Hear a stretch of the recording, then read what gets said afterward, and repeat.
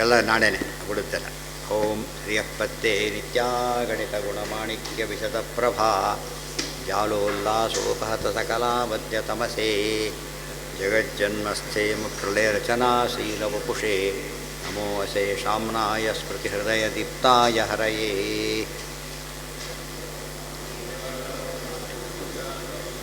ನ ಶಬ್ದಾಬ್ಧೌ ಗಾಢಾ ನ ಚ ನಿಗಮಚರ್ಚಾಸು ಚತುರಾ ನ ಚ ನ್ಯಾಯೇ ಪ್ರೌಢಾ ನ ಚ ವಿದಿತವೇದ್ಯಾ ಅಪಿ ವಯಂ ಪರಂ ಶ್ರೀಮತ್ಪೂರ್ಣಪ್ರಮತಿಗುರುಕಾರುಣ್ಯಸರಣಿಂ ಪ್ರಪನ್ನಾಃ ಮಾನ್ಯಾಸ್ಮಃ ಕಿಮಪಿ ಚ ವದಂತೋಪಿ ಮಹತಾಂ ನಾರಾಯಣಂ ನಿಖಿಲಪೂರ್ಣಗುಣೈಕದೇಹಂ ನಿರ್ದೋಷಮಾಪ್ಯತಮಮಪಿಖಿಲೈಃ ಸುವಾಕ್ಯೈಃ ಅಸ್ಯೋದ್ಭವಾದಿತಮಶೇಷವಿಶೇಷತೋಪಿ ವಂದ್ಯಂ ಸದಾ ಪ್ರಿಯತಮಂ ಮಮ ಸನ್ನಮಾಮಿ.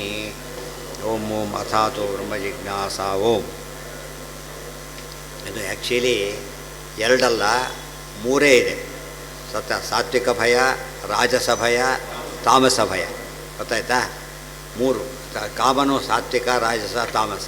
ಪ್ರತಿಯೊಂದು ಮೂರು ಭಾಗನೇ. ಅದು ಕೂಡ ತ್ರಿವಿಧಾ ಭವತಿ ಶ್ರದ್ಧಾ ಇದ್ದಾಗೆ ಮೂರಿದೆ. ಉದಾಹರಣೆ ನೋಡಿ, ದೊಡ್ಡವರಿದ್ದಾರೆ, ಅವ್ರು ಯಾವಾಗಲೂ ಅವ್ರಿಗೆ ಗೌರವ ಇದ್ದಿರುತ್ತೆ, ಭಯ ಇದು ಹೋಗೋದೇ ಇಲ್ಲ. ಸಾತ್ವಿಕ ಭಯ ಯಾವಾಗಲೂ ಇರುತ್ತೆ. ಎಲ್ಲ ಕೆಲಸ ಆಗಬೇಕಾಗಿದೆ, ಒಂದು ಕೆಲಸ ಯಾರ ಹತ್ರ ಕೆಲಸ ಆಗಬೇಕಾಗಿದೆ. ಕೆಲಸ ಆಗೋವರೆಗೂ ಭಯ, ಇಲ್ಲಿಲ್ಲ ಅಂದ್ಬಿಡ್ತಾನೆ, ಕೊಟ್ಟ ಮೇಲೆ ಸಾಧ್ಯ ಹೋಗೋ ಪೀಡೆ ಹೋಯ್ತು ಅಂದರೆ ಆಮೇಲೆ ಜೋರಾಗೆ ಮಾತಾಡ್ತಾರೆ. ಸಾಮಾನ್ಯ ಅವ್ರು ಕೇಳಿಬಿಟ್ರೆ ಆಯ್ತು ಬಿಡ್ರಿ ನೆಕ್ಸ್ಟ್ ಟೈಮ್ ನೋಡ್ಕೊಂಬೋಣ, ಅಲ್ಲಿ ಹಾಗೆ ದೊಡ್ಡ ಮಾತಾಡೋದಿಲ್ಲ. ಹಾಗೆ ಯಾವ ಕಾರಣಕ್ಕೂ ಕೂಡ ಟೆನ್ಷನ್ ಇರುತ್ತೆ.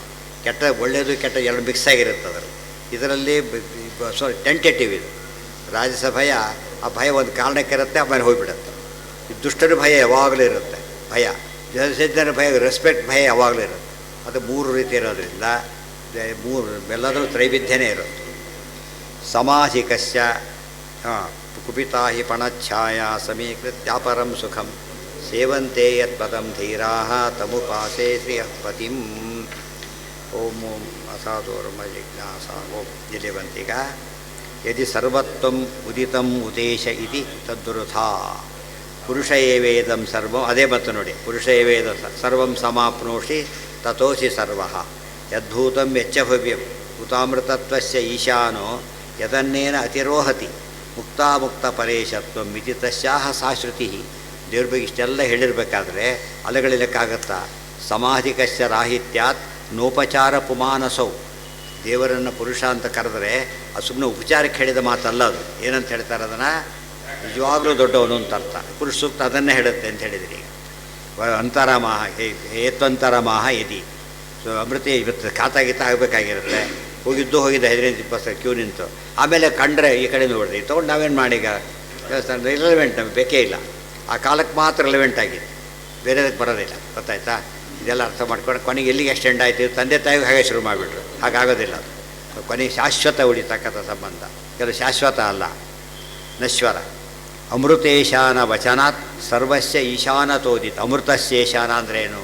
ಅಮೃತ ಅಂದರೆ ಮುಕ್ತರು, ಮುಕ್ತಾನಾಂ ಪರಮಾಗತಿ. ಆದ್ದರಿಂದ ದೇವರಿಗಿರೋ ಸಂಬಂಧ ಎಂಥದ್ದಿದು? ಸ್ವಾಮಿ ದಾಸಭಾವ ಸಂಬಂಧ ಶಾಶ್ವತವಾದದ್ದು. ಅವರೇನು ಈಕ್ವಾಲಿಟಿ ಆನಂದ ಸ್ವಾಮಿ ಹೇಳ್ಬಿಟ್ರೆ ಹೋಯ್ತು. ಅಲ್ಲಿಗೆ ದೇವ್ರ ಬಗ್ಗೆ ಗುಡ್ ಬೈ ಮಾಡಿದಾಗಾಯ್ತು. ಬೇಕಾದ್ರೆ ಬಾ, ಸಾಕಾರ ಬಿಡು, ಅಷ್ಟೇ. ಯತ್ವಂತರಮಃ ಯದಿ ಯದಿ ಸರ್ವತ್ವಮುದಿತಂ ಉದೇಶ ಇತಿ ತದ್ವೃಥ. ಐಕ್ಯ ಹೇಳಿದ್ರೆ ಪ್ರಶ್ನೆನೇ ಬರೋದಿಲ್ಲ. ಐಕ್ಯ ಅಲ್ಲ ಅದು. ಉತ ಶಬ್ದೋ ವದೇ ದೇಶ ಈಶತ್ವಸ್ಯ ಸಮುಚ್ಚಯ. ದೇವರಲ್ಲಿ ಈಶತ್ವ ತುಂಬಿ ತುಳುಕ್ತಾ ಇದೆ ಅಂತ ಅರ್ಥ ಹೇಳ್ತಿರೋದ್ರಿಂದ ಅದೊಂದು ನಿಮಿತ್ತದಿಂದ ಬಂದಿದ್ದರೆ ಸ್ವಲ್ಪ ಗ್ಯಾಪ್ ಇದ್ದರೆ ಏನು ಮಾಡಬಹುದು? ಅದನ್ನು ಅಡ್ಜಸ್ಟ್ ಮಾಡ್ಬೋದು. ಇದನ್ನು ಸಾಧ್ಯನೇ ಇಲ್ಲ. ಯುಕ್ತ್ಯಂತರಮಾಹ ಪುರುಷೇಣ ಬಂತಲ್ಲ. ಮಹೋದಧಿ ಪರಮಾತ್ಮ ಮಹೋದಧಿಶಯೋಂತಕಃ. ಮಹೋದಧಿಶಯೋ ಅಂತಕಃ ಪುರುಷೇಣೈವೇದಂ ವ್ಯಾಪ್ತಂ ಇತಿ ಬ್ರಾಹ್ಮಣಂ ತ್ವಾಹಚಂ ಪ್ರತಿ. ಪುರುಷೇಣೈವ ಇದಂ ವ್ಯಾಪ್ತಂ. ಪರಮಾತ್ಮನಿಂದ ವ್ಯಾಪ್ತವಾಗಿದೆ ಅಂತ ಹೇಳ್ತಾರೆ. ಜೀವನದಿಂದ ವ್ಯಾಪ್ತವಾಗಿದೆ ಅಂತ ಹೇಳ್ತಾರೆ ಯಾರು ಕೂಡ. ದೇವ್ರ ಬಗ್ಗೆ ಮತ್ತೆ ಹೇಳ್ತಾರೆ, ಏತಾವಾನಸ್ಯ ಮಹಿಮಾ ಇತಿ ಮಹಿಮ್ನೋ ವಚೋಹಿ ತತ್. ಏತಾವಾನಸ್ಯ ಮಹಿಮಾ, ದೇವ್ರ ಮಹಿಮೆ. ಇದಪ್ಪ ಅವ್ರ ಮಹಿಮೆ ಅಂತಾರಲ್ಲ, ಹಾಗೆ ಇದವರ ಮಹಿಮೆ. ಏನದು? ಇಡೀ ದೇಶಕ್ಕೆ ಮುಖ್ಯಸ್ಥ ಗೊತ್ತಾ? ಇದವನ ಮಹಿಮೆ. ಗೊತ್ತಾಯ್ತಾ? ಇದು ದೇವರು. ಇದು ಇಂಥ ಮಹಿಮೆ ಹೇಳಿದಾಗ ನಮಗೆ ಅಥವಾ ಮಹಿಮೆ ಎಲ್ಲಿದೆ? ಅಂದಮೇಲೆ ನಮಗಿಬ್ಬರು ಭೇದ ಇದೆ ಹೊರತು ಅಭೇದ ಹೇಳೋಕ್ಕೆ ಹೋಗಬಾರ್ದು. ಏತೋ ವಿಧಿ ಅಕಸ್ಮಾತ್ ಎಲ್ಲ ಅಕಸ್ಮಾತ್ ಇದ್ದಿದ್ದರೂ ಕೂಡ ಏನಾಗ್ತಿತ್ತು? ಅಭೇದ ಬರ್ತಿರಲಿಲ್ಲ. ಇಬ್ಬರು ಚಕ್ರವರ್ತಿಗಳಿದ್ದರೆ ಅವ್ರ ಅಭೇದ ಇಲ್ಲ, ಅಲ್ಲಿ ಸಾಮ್ಯ ಇದೆ ಹೊರತು ಅಭೇದ ಇಲ್ಲ. ನಮಗೆ ಸಾಮ್ಯನೂ ಇಲ್ಲ ಇದೂ ಇಲ್ಲ, ಎರಡನ್ನೂ ಹೇಳ್ತಾರೆ. ಆಶ್ಚರ್ಯ. ಅದ್ವೈತದಲ್ಲಿ ಐಕ್ಯ ಹೇಳಿದರೆ, ವಿಶಿಷ್ಟಾದ್ವೈತದಲ್ಲಿ ಸಾಮ್ಯ ಹೇಳ್ತಾರೆ. ಎರಡೂ ಕೂಡ ನಮಗೆ ದೇವರ ಗೌರವಕ್ಕೆ ಧಕ್ಕೆ ತರೋದೆ, ಭಕ್ತಿಗೆ ಎಫೆಕ್ಟ್ ಆಗುತ್ತೆ. ಹಾಂ, ಸಾಮ್ಯ ಆನಂದ ಸಾಮ್ಯ ಹೇಳಿದರೆ ಮುಗಿದು ಅದೇ ಬೇಕಾದ್ದು. ಇಂಪಾರ್ಟೆಂಟ್ ಸಾಮ್ಯ ಅದೇ ತಾನೇ. ಸಂಬಳ ಸಮ ಆದಮೇಲೆ ಯಾರು ಪ್ರಮೋಷನ್ ಯಾರು ಕೇಳೋದೇ ಇಲ್ಲ. ಸಂಬಳ ಈಕ್ವಲ್ ಆಗಿಬಿಟ್ರೆ ಮತ್ತು ವಿವಾರ್ಡ್ಸ್ ಪ್ರಮೋಷನ್ ಥರ, ಯಾಕಂದ್ರೆ ಸ್ಯಾಲ್ರಿ ಅಟ್ಯಾಚ್ ಆಗಿರೋದು. ಬರೀ ಪ್ರಮೋಷನ್ ಕೊಟ್ಟರೆ ಒಪ್ಪೋದಿಲ್ಲ.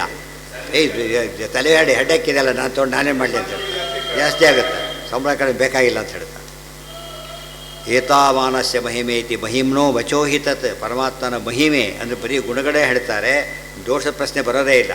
ಏತಾವಾನ್ ಇಷ್ಟು ದೊಡ್ಡದು ಅಂತ ಅರ್ಥ. ಅದಕ್ಕೆ ಮಹಾಲಕ್ಷ್ಮಿ ಹೇಳಬೇಕಾದ್ರೆ ಇಷ್ಟೇ ಅಂತ ಅರ್ಥ. ಗೊತ್ತಾಯ್ತಾ? ಪರೋ ದೇವ ಪರಯಣ ಪೃಥಿವ್ಯೈತ ಯಥಾವತಿ ಮಹಿನಾ ಸಂಬಭೂವ. ನನ್ನ ಮಹಿಮೆ ಇಷ್ಟೇ, ಅಲ್ಲಿ ಅದಕ್ಕರ್ಥ. ದೇವರು ಭಾರಿ ಜಾಸ್ತಿ ಇದೆ. ದೇವ್ರು ಹೇಳ್ಬೇಕಾದ್ರೆ ನನ್ನ ಮಹಿ ಇಷ್ಟು ಬೇಕಾದಷ್ಟಿದೆ, ತಿಲ್ಲಕ್ಕಿಷ್ಟು ಹೇಳಿದೆ ಅಷ್ಟೇ ಹೊರತು ಬೇಕಾದಷ್ಟು.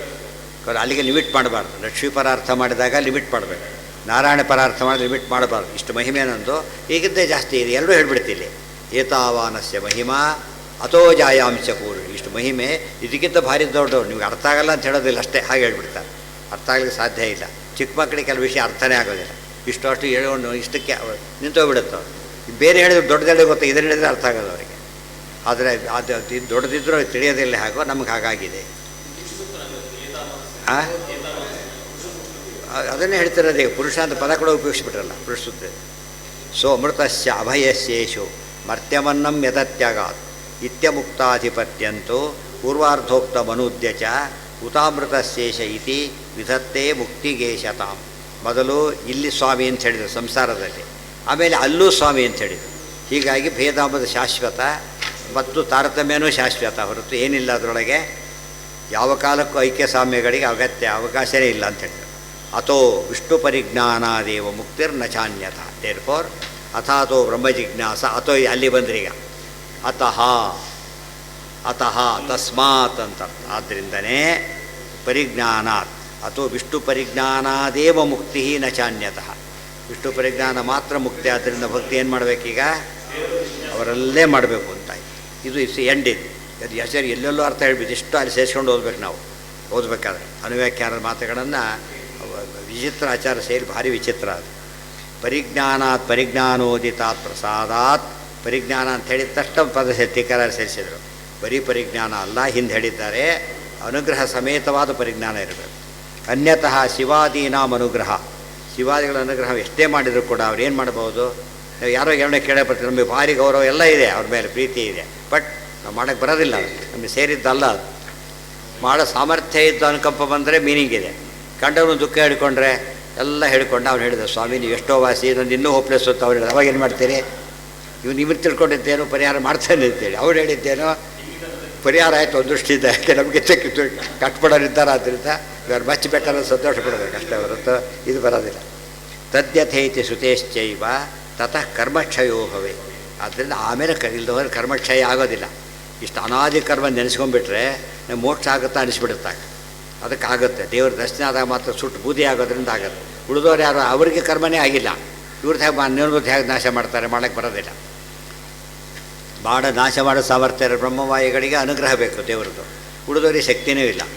ಆದ್ದರಿಂದ ಸರಿಯಲ್ಲ. ಯಥೈತಾಂಸಿ ಸಮಿದ್ಧೋಗ್ನಿ ಭಸ್ಮಸಾತ್ ಕುರುತೆ ಅರ್ಜುನ ಜ್ಞಾನಾಗ್ನಿ ಸರ್ವಕರ್ಮಾಣಿ ಭಸ್ಮಸಾತ್ ಕುರುತೆ ತಥಾ. ಎಲ್ಲಿದ್ದು ಹುಡುಕ್ತ ಅರ್ಜುನ ಎಲ್ಲ ಬಂದ್ಬಿಟ್ಟಿದ್ದಾರೆ. ಇಲ್ಲೇ ಹೇಳಿದ್ದು, ಇದೇ ಎಕ್ಸಾಂಪಲ್ಲೇ. ಎಲ್ಲ ಪಾಪ ಸುಟ್ಟಾಕೋ ಶಕ್ತಿ ಇರೋದು ದೇವರ ಬ್ರಹ್ಮಜ್ಞಾನಕ್ಕೆ ಮಾತ್ರ, ಬೇರೆದಕ್ಕಿಲ್ಲ.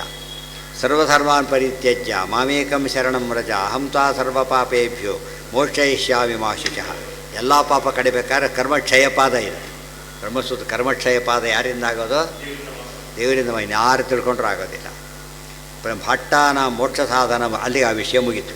ಇಷ್ಟಾದ ಮೇಲೆ ಇತ್ಯಾದಿ ಭಗವದ್ವಾಕ್ಯೈ ಉಕ್ತಾರ್ಥಶ್ಚ ಅವಸೀಯತೆ. ಇಷ್ಟೆಲ್ಲ ಭಗವಂತನ ವಾಕ್ಯಗಳೇ ನೋಡಿದ ಮೇಲೆ ಹಿಂದೆ ಹೇಳಿದ ಅರ್ಥ ಅವಸೀಯತೆ ಕನ್ಫರ್ಮ್ ಆಗುತ್ತೆ ಅಂತ. ನಾವು ಹೇಳಿದ ಅರ್ಥ ಏನೋ ಕನ್ಫರ್ಮ್ ಆಯ್ತು ಈಗ. ಇಷ್ಟು ಹೇಳಿ ಈ ಭಾಟ್ಟರ ಮೋಕ್ಷವನ್ನು ಖಂಡನೆ ಮಾಡ್ತಾರೆ. ಅವ್ರ ಮೋಕ್ಷ ಸಾಧನೆ ಅಲ್ಲ, ಅದು ನಾಳೆ. ಓಂ